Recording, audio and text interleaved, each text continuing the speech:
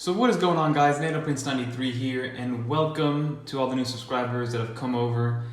We've been killing it, so I just wanted to welcome everybody, and today we're going to review iPad Pro keyboard case. So you guys have seen my previous two episodes or reviews on the ZAGG SlimBook Go and with the Logitech Slim Folio Pro.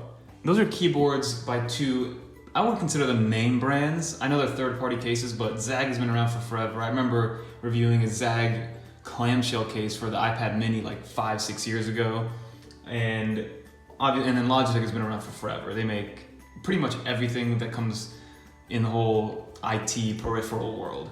I saw this keyboard by a company that I've never heard of, and I thought I might as well give it a shot. Why not, right? So I'm gonna jump right into it. So this is, if you guys can see, Tasto Folio case. I believe they are an Italian brand, if you guys can see that, designed in Milano.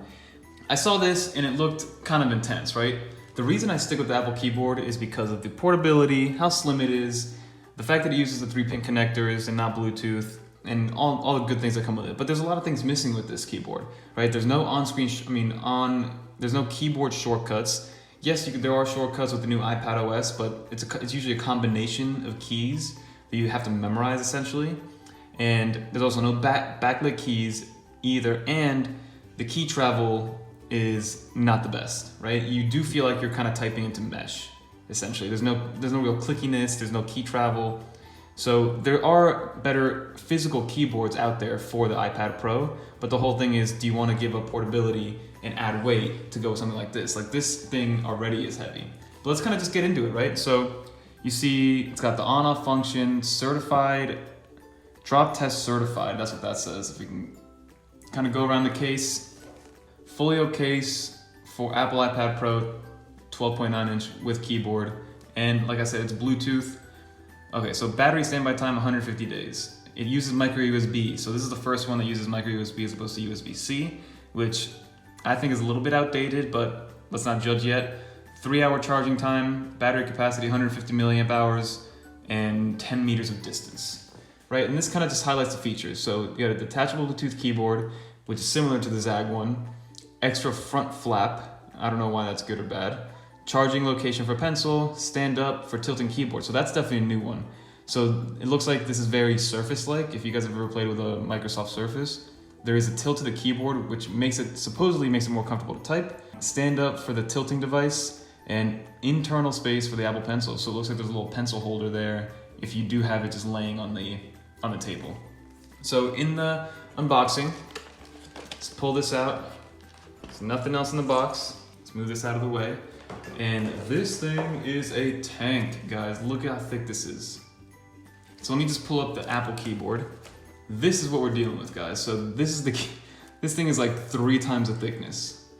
So obviously it's gonna be a lot more protective, but you are giving up a little bit of portability. So we're gonna open this guy up, see what it's like. So it comes with this flap. So I guess this is what kind of holds it up from behind. We gotta play around with it to see exactly what it does. Then you have, obviously, you got the keyboard, which looks nice and clicky. Chiclet style keys. There we go, control function keys up there. And then a kind of instruction manual. It does bring a micro USB cable, no power though, so you gotta get a dongle, silica gel, and let's install the iPad and see what this looks like, guys. Actually, before I install it, look at this. I like this little hex reflective material, and it's kind of rugged, so you can definitely feel that your iPad's gonna stick to that. And again, so this is off. Is this fully connected? Oh no, you can actually remove this somehow. I just gotta read the instructions before I break something.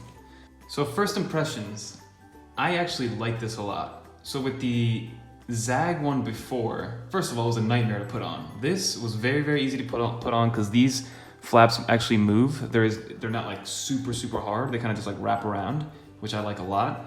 And secondly, it just looks clean. It looks smaller, even though it might not be, but I like how it looks. I like how this, you can unhinge to make it flat if you would like. I like how this is connected by a magnet, so if you do want to have a flat typing experience, you can. If you want it raised up a little bit, you can also do that.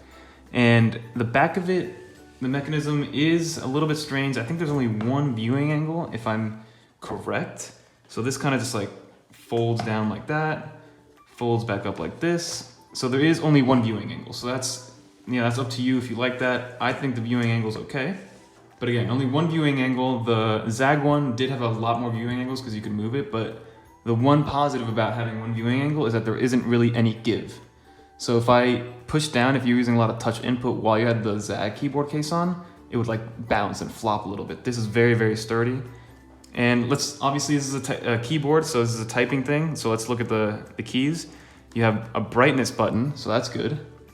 You have a search button. You have keyboard to pop up if you want to. There's actually a copy, paste, cut buttons. Push forward, you have the volume buttons, which work. Lock it, unlock it like so. And so all these keys work. I like that a lot. You have directional pad. The delete button is kind of small, but you don't need it. You got the backspace button here. And let's get right into a typing session, right? Let's see what this feels like. Thank you so much for watching, guys.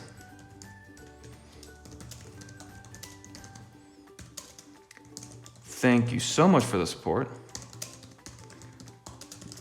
And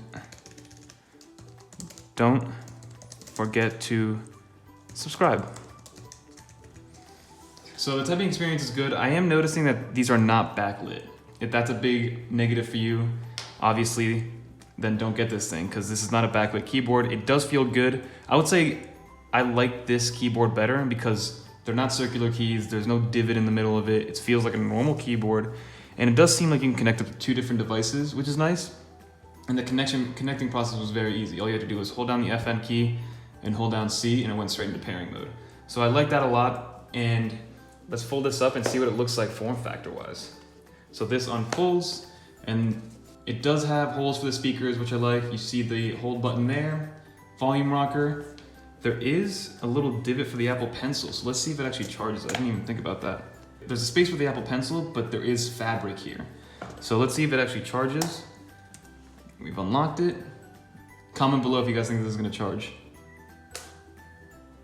It is charging. Wow, that is awesome. Not only are you protected on top, but it also, the charge passes through because it's such a small amount of protection or such a small amount of fabric. It feels nice. I like the little pad here for your palms and you can just kind of go away and type at it. Again, so the small negatives, obviously, when you go with a case like this, it is big, right? It's a little bit bigger. It's probably the same weight as all the other ones I've reviewed, but it does have a lot of protection in the corners, all over the place. It has holes for the speakers. You can put the Apple Pencil there.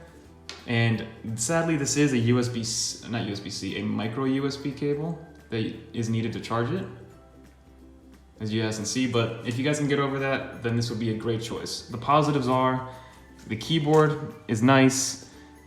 I like the fact there's only one viewing angle is kind of okay with me because of how sturdy it is. Again, this is a keyboard that you kind of just use at your desk. On your lap, this is not going to be a great thing. And you do have a removable keyboard. So I think you just pop this off. Let's try this out. So as you guys can see, this just kind of pops off. And if you know you're not going to need the keyboard, although this is very thin already, and you kind of just want like a Folio case, this pops right in. You guys heard it click in, and all of a sudden you just have like a Folio case, which is nice. It does add a little bit of thinness to it, which I'm okay with. It's nothing crazy. And like I said, let's say you're drawing on this thing. Sorry for the reflection, and you want to take a break. Pencil just goes right there, and it's a nice little pencil holder. So overall, I think this keyboard case is cool. It's definitely new. It's nice to see somebody doing something a little bit different. I mean, functionally, it does the same thing, but it is a little bit different because it's interchangeable in terms of what you can do with it. It's solid. It's a new company. I'm always for companies doing new things. And overall, it's a good experience. I do believe this is a little bit on the pricier side. I believe it's $150 for something like this, and you're gonna have to weigh those options, right? Are you okay with the fact that it has micro USB as opposed to USB-C? Are you okay that it's a little bit thicker than the Apple case, but at the same time it's the same size as these other $130 keyboard cases? And I really like it because although it does give a lot of protection and it seems bulky, for some reason this just seems nicer because of how sturdy it is, especially when it's folded up and you're using it, right? The other ones, there was a give every time you touch the screen. And that's what I've heard a lot about in terms of the review for the Bridge keyboard, which I'm looking to get my hands on soon. And I don't know why, but this is really standing out to me because I've seen people that have the Apple Pencil on their iPad without a case on and without a film there or anything. And eventually the Apple Pencil, because the magnet is so strong, it starts to like rub off the paint on the metal. It hasn't happened to me yet, but I have seen cases and instances where that does happen, and that won't happen with this, which is nice. So all in all, I recommend it. Give it a look. I'll link it in the description below. I'm not sure if they're on Amazon, and if they're not, I'll just link you guys to the website. And this one has been the one that's made me kind of think about leaving this guy so far. So thank you so much for watching, guys. Really appreciate all the support. And until next time, peace.